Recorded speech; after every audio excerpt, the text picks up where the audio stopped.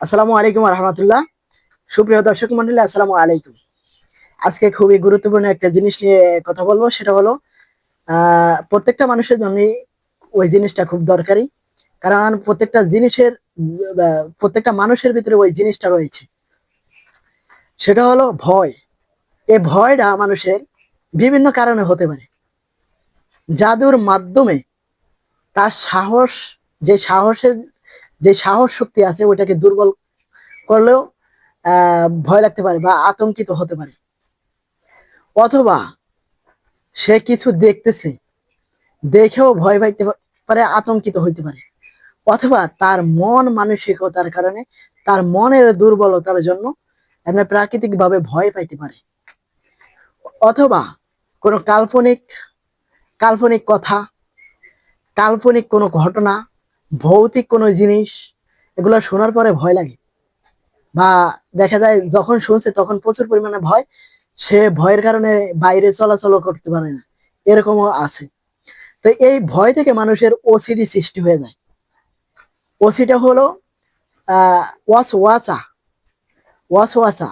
আর এটাকে মেডিকেল ভাষায় বলে ওসিডি, একটা সংক্ষিপ্ত রূপ একটা ওয়ার্ডের। তো একগুলো শব্দের আর কি, সংক্ষিপ্ত ওয়ার্ড। তো এই ওসিডি তৈরি হয়ে যায়, তাই এমন ভয় পায় তার মৃত্যুবরণও করতে পারে। ভয় পাইতে পাইতে সে পাগলের মতো হয়ে যায়।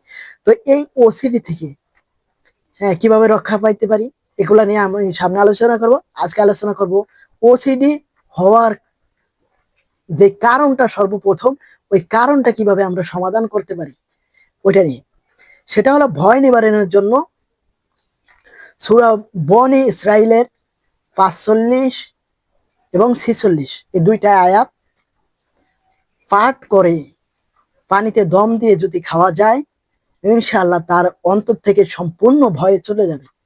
সে আর ভয় পাবে না, রাস্তায় চলতে ভয় পাবে না, মন মানসিকতা যে ভয় এটা পাবে না।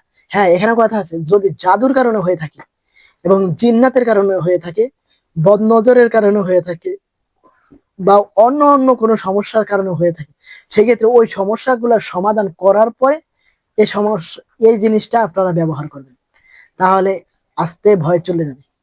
এ সবচেয়ে যেটার জন্য অন্য অন্য ট্রিটমেন্ট করা লাগবে না, সেটা হলো মনের দুর্বলতা। মনের দুর্বলতার জন্য যদি ভয় পায় তাহলে অন্য কোনো চিকিৎসা নেওয়ার প্রয়োজন নাই, এই জিনিসটা করলেই হয়। যদি জাদুর কারণে তার ভয় সৃষ্টি হয়, সেক্ষেত্রে আগে জাদুটা কাটতে হবে, তারপরে এই জিনিসটা ব্যবহার করা লাগবে। ইনশাআল্লাহ ঠিক হয়ে যাবে। তো আল্লাহ ভরসা।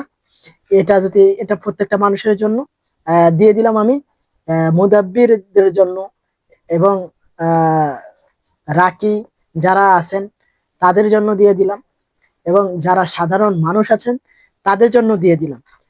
ইচ্ছা, যদি ইচ্ছা হয় তাহলে করতে পারবেন। আসসালামু আলাইকুম রহমতুল্লাহি আবরাকাতু।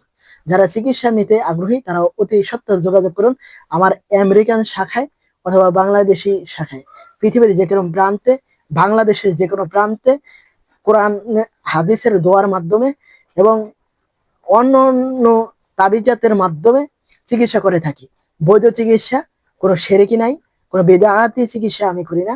তো যারা তদবির গুলা করাতে চাচ্ছেন অতি শীঘ্রই যোগাযোগ করুন। আসসালামু আলাইকুম রহমতুল্লাহি আবরাকাতুহু।